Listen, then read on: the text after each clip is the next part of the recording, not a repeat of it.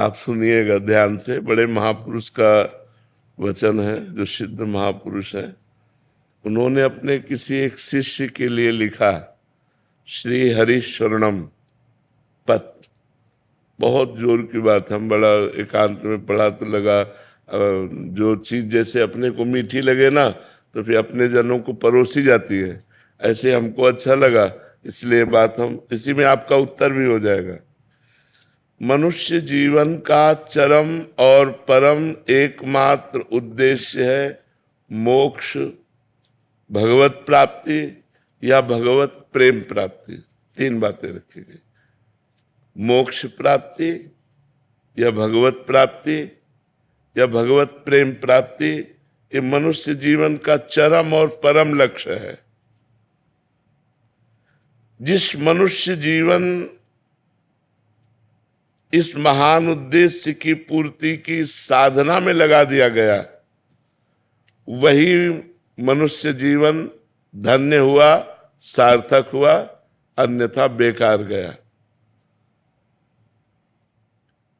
मनुष्य जीवन में जो भी आपके पास मिला हुआ है, प्रत्येक सामग्री, जैसे बुद्धि, मन, इंद्रियां, धन, परिवार, समय, विद्या, विवेक, ये सब केवल भगवत प्राप्ति के लिए मिला है। मनुष्य जीवन में आपको जो कुछ भी मिला हुआ है वो केवल भगवत प्राप्ति के लिए मिला हुआ है। तो आपको पूरा प्रयत्न करके इन सब का प्रयोग भगवत प्राप्ति के लिए ही करना चाहिए। यही मनुष्य जीवन की सार्थकता है। अब भगवत प्राप्ति के लिए इनका हम प्रयोग क्या करें? मन, बुद्धि, धन जो भी हमें मिला है, तो बोले मन से निरंतर श्री भगवान के नाम का, रूप का, गुण का चिंतन करो। वाणी से भगवान के नाम का कीर्तन करो, भगवान की लीला कथा को कहो, गाओ। और शरीर से जितने भी कार्य होते हैं, जो भी कार्य होते हैं, वो सब भगवान की हम पूजा कर रहे हैं, ऐसी भावना से उस कर्म को भगवान को समर्पित कर दो। प्राणी मात्र में, चाहे वो स्त्री हो या पुरुष हो, जड़ हो या चैतन्य हो, सब में भगवान है। ऐसी भावना से अच्छी तरह जो तुम्हारे सामने आ जाए उसकी सेवा करो। जो तुम्हारे सामने आ जाए अच्छी तरह सेवा करो। जैसे कोई आपसे बात पूछ रहा है तो बहुत अच्छी तरह उत्तर दीजिए। कोई बीमार है, हो सके तो आप उसकी अच्छी सेवा कीजिए। सब में भगवान विराजमान है। कोई प्यासा है, पानी ला के दे दिया। हम यात्रा में जा रहे हैं, बैठे हैं हम अपनी सीट पर, रिजर्व सीट है, लेकिन कोई हमें वृद्ध दिखाई दे रहा है, हम खड़े हो जाते हैं, उसे बैठा देते हैं। सब में भगवत भावना करके कि हमारे भगवान सब जीवों में विराजमान है। जहां जैसी जिसको आवश्यकता हो अच्छी तरह से सेवा करो। समस्त जीवों में भगवान विराजमान है, ऐसी भावना करके यदि सेवा करोगे तो तुम्हारे हृदय में भगवान प्रकाशित हो जाएंगे। जब सबके हृदयों में भगवान देखा जाता है तो अपने हृदय में भगवान दिखाई देने लगते हैं। सदा सबकी यथा योग्य सेवा करनी चाहिए, पर किसी से अपनी सेवा नहीं करानी चाहिए। जब तक शरीर अपना काम करे तब तक अपनी किसी से सेवा नहीं करानी चाहिए। अपने पैर दबवाना, अपने कपड़े धुलवाना या अपने लिए कोई भी कार्य, अपनी सेवा स्वयं करे और दूसरों की सेवा करने का उत्साह रखे। सदा सबकी यथा योग्य सेवा करनी चाहिए, अपनी सेवा नहीं करानी चाहिए। अगर भगवत प्राप्ति करना है तो मान देना चाहिए, दूसरों से मान लेना नहीं चाहिए। सत्कार करना चाहिए, दूसरे से सत्कार कराने की इच्छा नहीं रखनी चाहिए। अपने लिए जो कुछ प्राप्त हुआ है उसमें से दूसरों के लिए,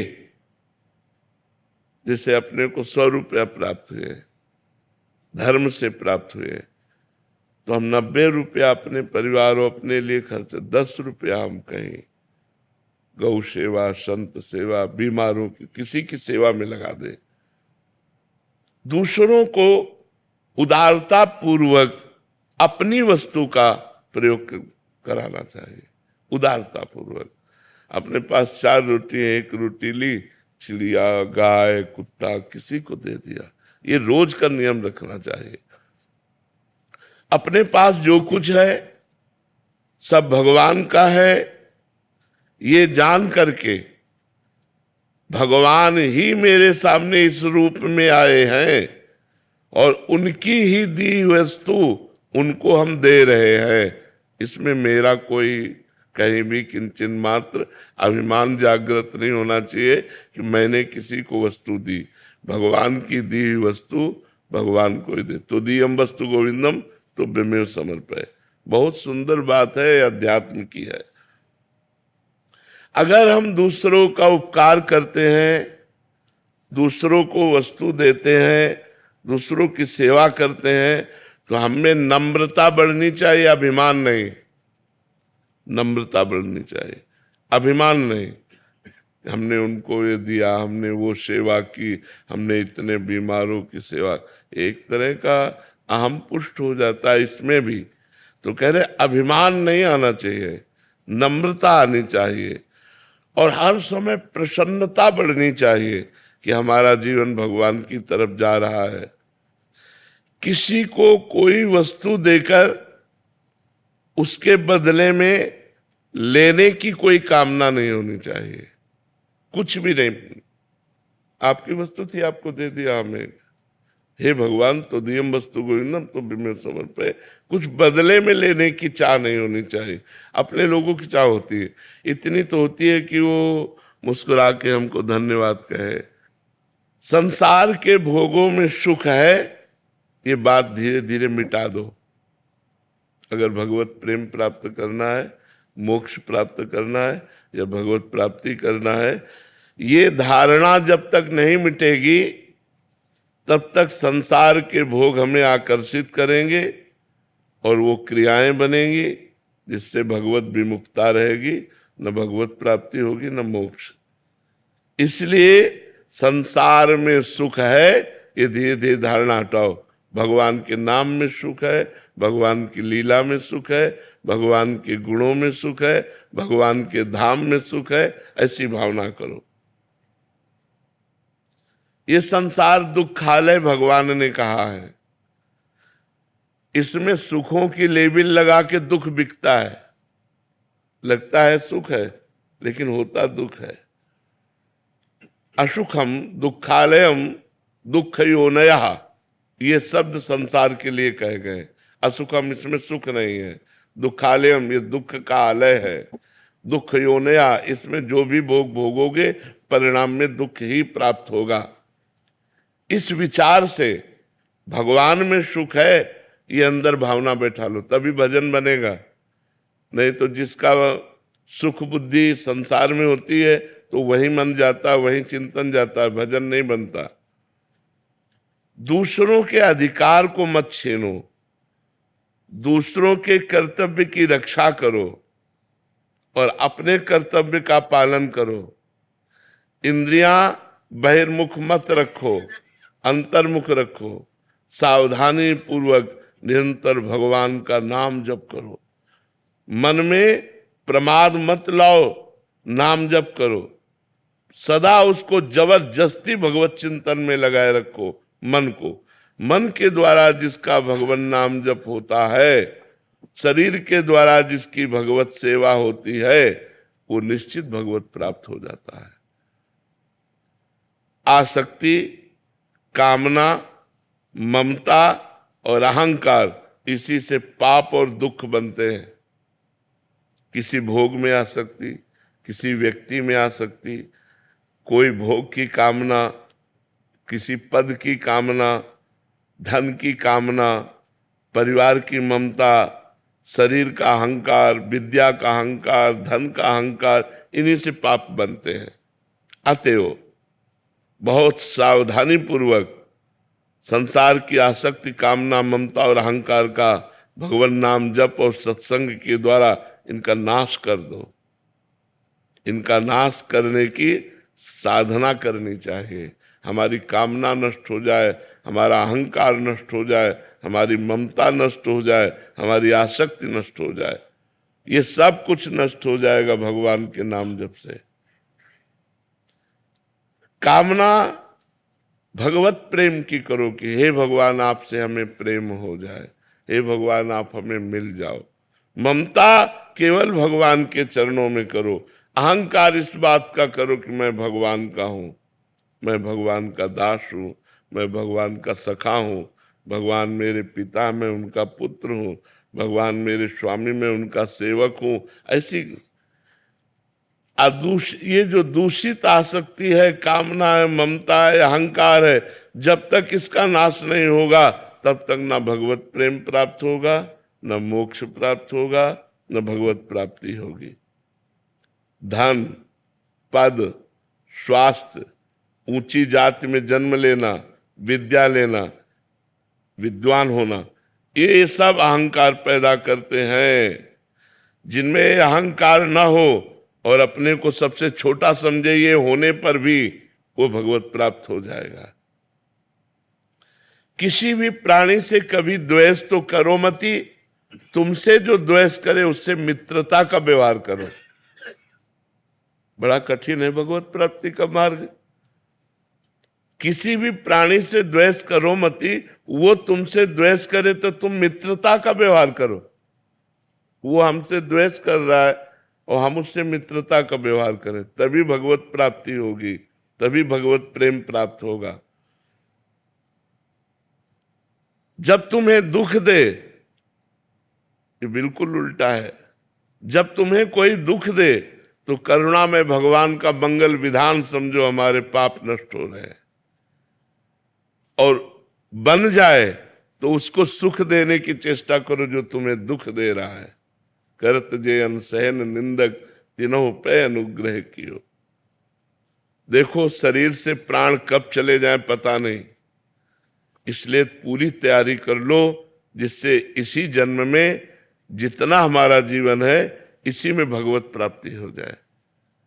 यदि भगवान की प्राप्ति नहीं हुई तो न जाने किस योनि में जाना पड़ेगा, न जाने कहाँ कहाँ हमें घूमना पड़ेगा, नरक स्वर्ग अपवर्ग कहाँ कहाँ भागना पड़ेगा।